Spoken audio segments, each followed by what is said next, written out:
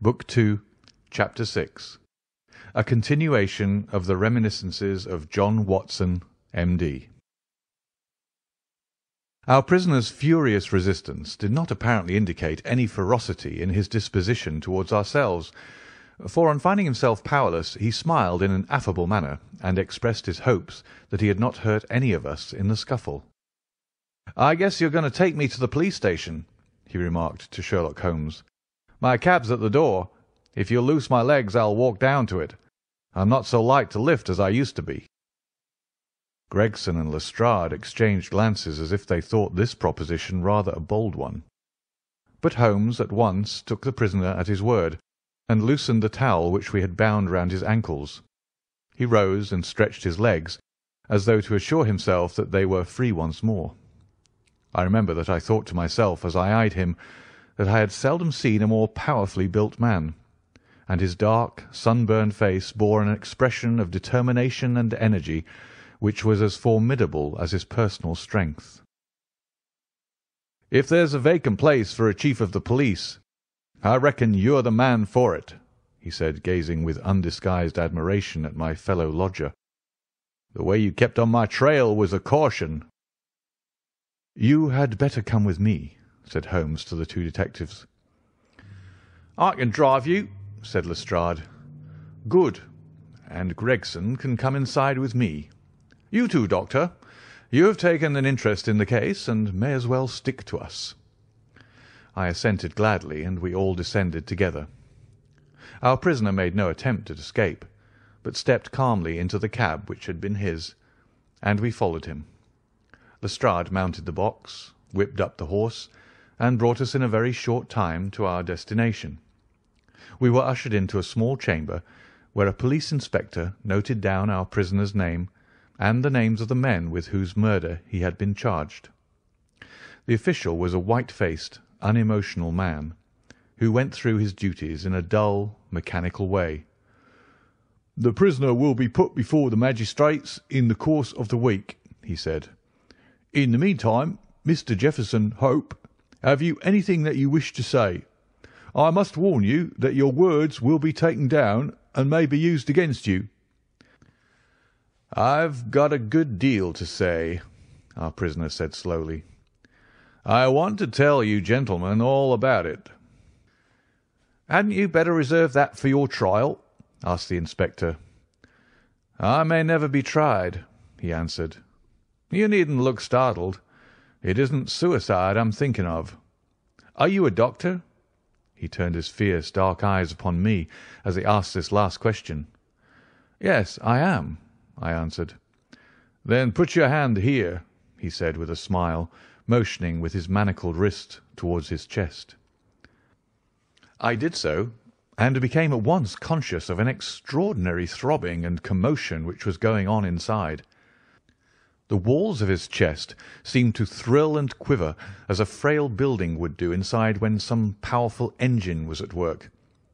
In the silence of the room I could hear a dull humming and buzzing noise which proceeded from the same source. "Why," I cried, "you have an aortic aneurysm." "That's what they call it," he said placidly. "I went to a doctor last week about it, and he told me that it is bound to burst before many days passed. It's been getting worse for years. I got it from overexposure and underfeeding among the Salt Lake Mountains. I've done my work now, and I don't care how soon I go, but I should like to leave some account of the business behind me. I don't want to be remembered as a common cutthroat." The inspector and the two detectives had a hurried discussion as to the advisability of allowing him to tell his story. "Do you consider, Doctor, that there is immediate danger?" the former asked. "Most certainly there is," I answered. "In that case it is clearly our duty, in the interest of justice, to take his statement," said the inspector. "You are at liberty, sir, to give your account, which I again warn you will be taken down." "I'll sit down, with your leave," the prisoner said, suiting the action to the word. "This aneurysm of mine makes me easily tired, and the tussle we had half an hour ago has not mended matters. I'm on the brink of the grave, and I'm not likely to lie to you. Every word I say is the absolute truth, and how you use it is a matter of no consequence to me." With these words, Jefferson Hope leaned back in his chair and began the following remarkable statement. He spoke in a calm and methodical manner, as though the events which he narrated were commonplace enough. I can vouch for the accuracy of the subjoined accounts, for I have had access to Lestrade's notebook, in which the prisoner's words were taken down exactly as they were uttered. "It don't much matter to you why I hated these men," he said. "It's enough that they were guilty of the death of two human beings, a father and a daughter, and that they had, therefore, forfeited their lives. After the lapse of time that has passed since their crime, it was impossible for me to secure a conviction against them in any court. I knew of their guilt, though, and I determined that I should be judge, jury, and executioner, all rolled into one. You'd have done the same, if you have any manhood in you, if you had been in my place. That girl that I spoke of was to have married me 20 years ago. She was forced into marrying that same Drebber, and broke her heart over it. I took the marriage ring from her dead finger, and I vowed that his dying eyes should rest upon that very ring, and that his last thoughts should be of the crime for which he was punished. I have carried it about with me, and have followed him and his accomplice over 2 continents, until I caught them. They thought to tie me out, but they could not do it. If I die tomorrow, as is likely enough, I die knowing that my work in this world is done, and well done. They have perished, and by my hand. There is nothing left for me to hope for, or to desire. They were rich, and I was poor, so that it was no easy matter for me to follow them. When I got to London, my pocket was about empty, and I found that I must turn my hand to something for my living. Driving and riding are as natural to me as walking, so I applied at a cab owner's office and soon got employment. I was to bring a certain sum a week to the owner, and whatever was over that I might keep for myself. There was seldom much over, but I managed to scrape along somehow. The hardest job was to learn my way about, for I reckon that of all the mazes that ever were contrived, this city is the most confusing. I had a map beside me, though, and when once I had spotted the principal hotels and stations, I got on pretty well. It was some time before I found out where my 2 gentlemen were living, but I inquired and inquired, until at last I dropped across them. They were at a boarding-house at Camberwell, over on the other side of the river. When once I found out, I knew that I had them at my mercy. I had grown my beard, and there was no chance of their recognizing me. I would dog them and follow them until I saw my opportunity. I was determined that they should not escape me again. They were very near doing it, for all that. Go where they would about London, I was always at their heels. Sometimes I followed them on my cab, and sometimes on foot, but the former was the best, for then they could not get away from me. It was only early in the morning or late at night that I could earn anything, so that I began to get behindhand with my employer. I did not mind that, however, as long as I could lay my hand upon the men I wanted. They were cunning, though. They must have thought that there was some chance of their being followed, for they would never go out alone, and never after nightfall. During 2 weeks I drove behind them every day, and never once saw them separate. Drebber himself was drunk half the time, but Stangerson was not to be caught napping. I watched them late and early, but never saw the ghost of a chance. But I was not discouraged, for something told me that the hour had almost come. My only fear was that this thing in my chest might burst a little too soon and leave my work undone. At last, one evening, I was driving up and down Torquay Terrace, as the street was called in which they boarded, when I saw a cab drive up to their door.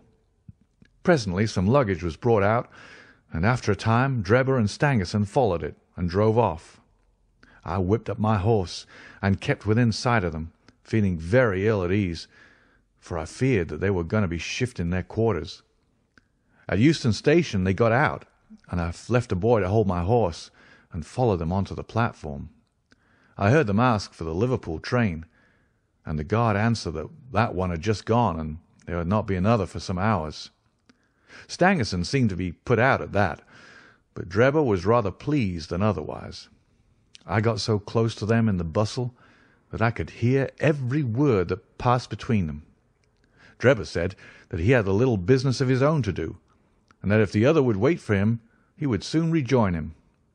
His companion remonstrated with him, and reminded him that they had resolved to stick together. Drebber answered that the matter was a delicate one, and that he must go alone. I couldn't catch what Stangerson said to that, but the other burst out swearing and reminded him that he was nothing more than his paid servant, and that he must not presume to dictate to him. On that the secretary gave it up as a bad job, and simply bargained with him that if he missed the last train he should rejoin him at Halliday's private hotel, to which Drebber answered that he would be back on the platform before 11, and made his way out of the station. The moment for which I had waited so long had at last come. I had my enemies within my power. Together they could protect each other, but singly they were at my mercy. I did not act, however, with undue precipitation. My plans were already formed. There is no satisfaction in vengeance unless the offender has time to realize who it is that strikes him and why retribution has come upon him. I had my plans arranged by which I should have the opportunity of making the man who had wronged me understand that his old sin had found him out. It chanced that some days before a gentleman who had been engaged in looking over some houses in the Brixton Road had dropped the key of one of them in my carriage. It was claimed that same evening, and returned, but in the interval I had taken a moulding of it, and had a duplicate constructed. By means of this I had access to at least one spot in this great city where I could rely upon being free from interruption. How to get Drebber to that house was the difficult problem which I now had to solve. He walked down the road and went into one or two liquor shops, staying for nearly half an hour in the last of them. When he came out he staggered in his walk, and was evidently pretty well on. There was a hansom just in front of me, and he hailed it. I followed it so close that the nose of my horse was within a yard of his driver the whole way. We rattled across Waterloo Bridge and through miles of streets until, to my astonishment, we found ourselves back in the terrace in which he had boarded. I could not imagine what his intention was in returning there, but I went on and pulled up my cab 100 yards or so from the house. He entered it, and his hansom drove away. "Give me a glass of water, if you please. My mouth gets dry with the talking." I handed him the glass, and he drank it down. "That's better," he said.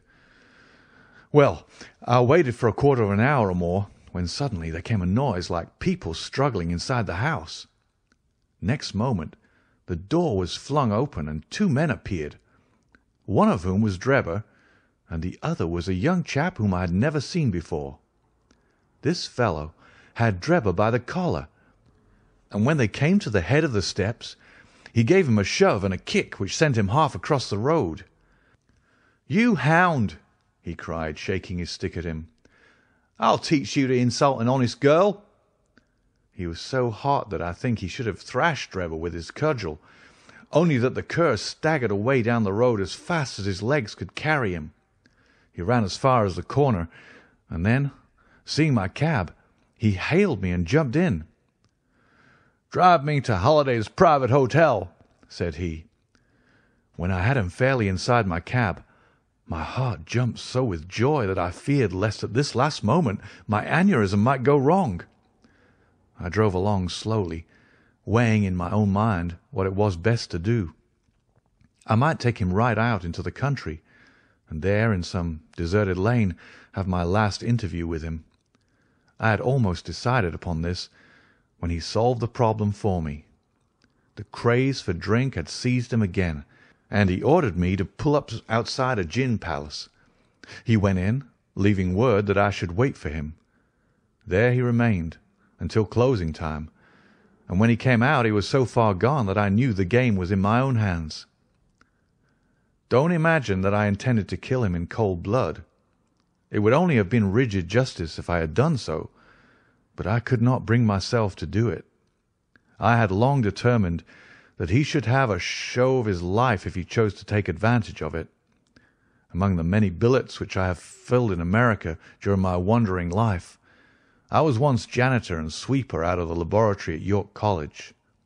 One day the professor was lecturing on poisons, and he showed his students some alkaloid, as he called it, which he had extracted from some South American arrow poison, and which was so powerful that the least grain meant instant death. I spotted the bottle in which this preparation was kept, and when they were all gone, I helped myself to a little of it. I was a fairly good dispenser, so I worked this alkaloid into small, soluble pills, and each pill I put in a box with a similar pill made without the poison.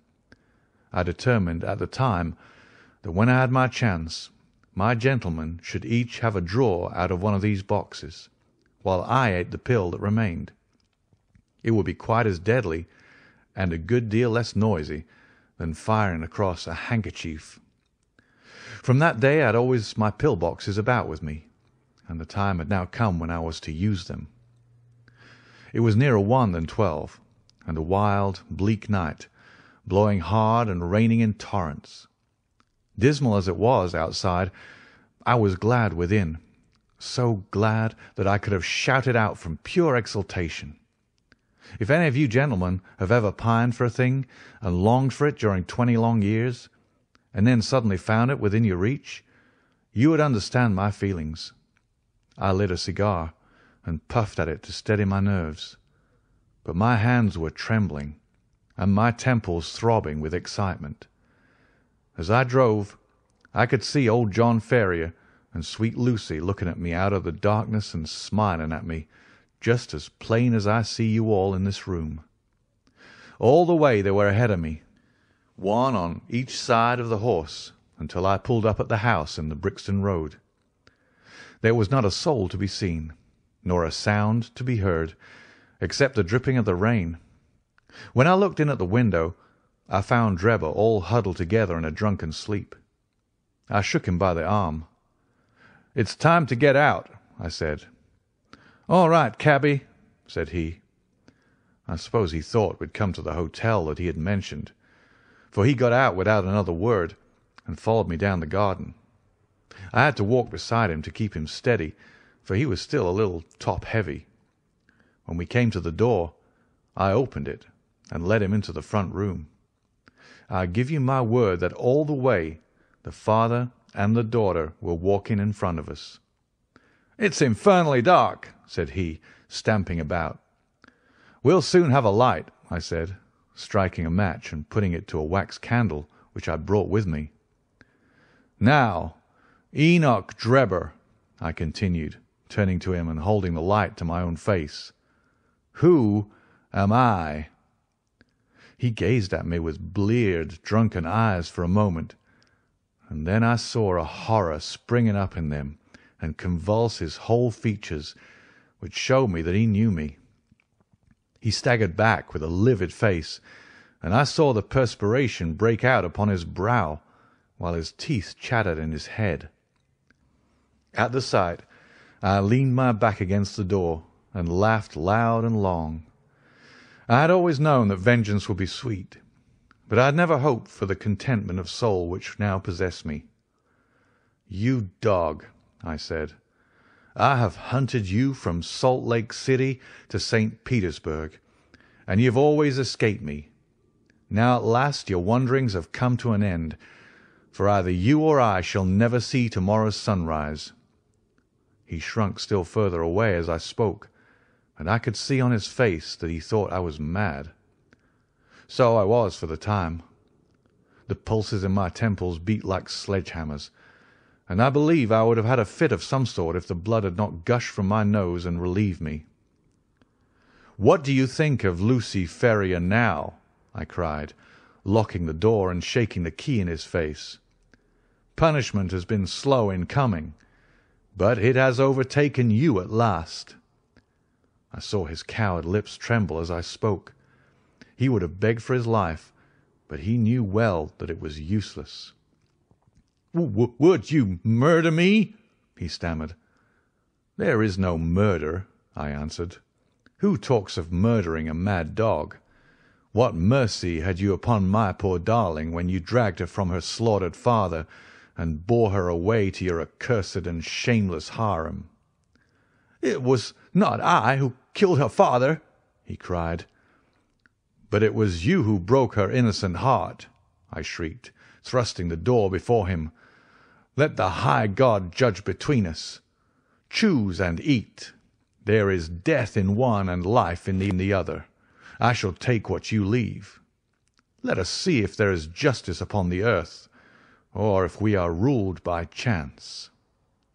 He cowered away with wild cries and prayers for mercy, but I drew my knife and held it to his throat until he had obeyed me. Then I swallowed the other, and we stood facing one another in silence for a minute or more, waiting to see which was to live and which was to die. Shall I ever forget the look which came over his face when the first warning pangs told him that the poison was in his system?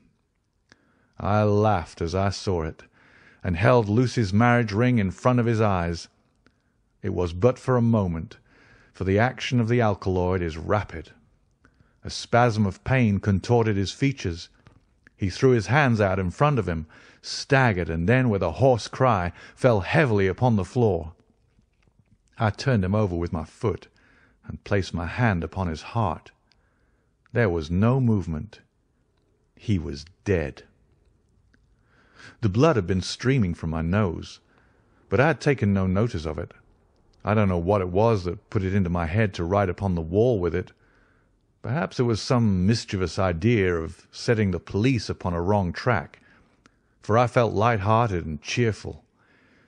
I remembered a German being found in New York with Rache written up above him, and it was argued at the time in the newspapers that the secret societies must have done it. I guessed that what puzzled the New Yorkers would puzzle the Londoners. So I dipped my finger in my own blood and printed it on a convenient place on the wall. Then I walked down to my cab and found that there was nobody about, and that the night was still very wild. I had driven some distance when I put my hand into the pocket in which I usually kept Lucy's ring, and found that it was not there. I was thunderstruck at this, for it was the only memento that I had of her. Thinking that I might have dropped it when I stooped over Drebber's body, I drove back, and leaving my cab in a side street, I went boldly up to the house, for I was ready to dare anything rather than lose the ring. When I arrived there, I walked right into the arms of a police officer who was coming out, and only managed to disarm his suspicions by pretending to be hopelessly drunk. That was how Enoch Drebber came to his end. All I had to do then was to do as much for Stangerson, and so pay off John Ferrier's debt. I knew that he was staying at Halliday's private hotel, and I hung about all day, but he never came out. I fancy that he suspected something when Drebber failed to put in an appearance. He was cunning, was Stangerson, and always on his guard. If he thought he could keep me off by staying indoors, he was very much mistaken. I soon found out which was the window of his bedroom, and early next morning I took advantage of some ladders which were lying in the lane behind the hotel, and so made my way into his room in the grey of the dawn. I woke him up and told him that the hour had come when he was to answer for the life he had taken so long before. I described Drebber's death to him, and I gave him the same choice of the poisoned pills. Instead of grasping at the chance of safety which that offered him, he sprang from his bed and flew at my throat. In self-defence I stabbed him to the heart. It would have been the same in any case, for Providence would never have allowed his guilty hand to pick out anything but the poison. I have little more to say, and it's as well, for I'm about done up. I went on cabinet for a day or so, intending to keep at it until I could save enough to take me back to America. I was standing in the yard when a ragged youngster asked if there was a cabby there called Jefferson Hope, and said that his cab was wanted by a gentleman at 221B Baker Street. I went round, suspecting no harm, and the next thing I knew, this young man here had the bracelets on my wrists, and as neatly snackled as ever I saw in my life. That's the whole of my story, gentlemen. You may consider me to be a murderer, but I hold that I'm just as much an officer of justice as you are." So thrilling had the man's narrative been, and his manner was so impressive, that we had sat silent and absorbed. Even the professional detectives, blasé as they were in every detail of crime, appeared to be keenly interested in the man's story. When he finished, we sat for some minutes in a stillness which was only broken by the scratching of Lestrade's pencil as he gave the finishing touches to his shorthand account. "There is only one point on which I should like a little more information," Sherlock Holmes said at last. "Who was your accomplice who came for the ring which I advertised?" The prisoner winked at my friend jocosely. "I can tell my own secrets," he said, "but I don't get other people into trouble. I saw your advertisement, and I thought it might be a plant, or it might be the ring which I wanted. My friend volunteered to go and see. I think you'll own he did it smartly." "Not a doubt of that," said Holmes heartily. "Now, gentlemen," the inspector remarked gravely, "the forms of the law must be complied with. On Thursday the prisoner will be brought before the magistrates, and your attendance will be required. Until then I'll be responsible for him." He rang the bell as he spoke, and Jefferson Hope was led off by a couple of warders, while my friend and I made our way out of the station and took a cab back to Baker Street.